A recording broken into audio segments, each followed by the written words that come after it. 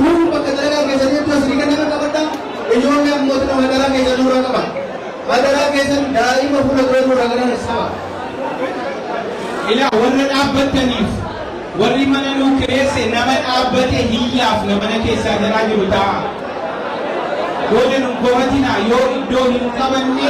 nama hin baafnaa jechaa jiru namni baay'ee itti himne nu dhagahaadha. Egaa ka akkuma hawaasni Oromoo biyya Jarman bakka jiru akkanatti bahee hayyuu isaanii goota qabsaa'aa gameessa kitaaba isaa hundaa bujala kan jalqabaa eebbisiisuudhaaf har'a uummanni keenya akkanatti bahee bakka jiru buqqa'ee isa simachaa jira. Egaa ka hawaasni Oromoo Neezerlaand Amsterdam jechuu Paaris jechuudha akkasuma Manchesteris bifuma kanaan qophaa'anii akkuma keenyaa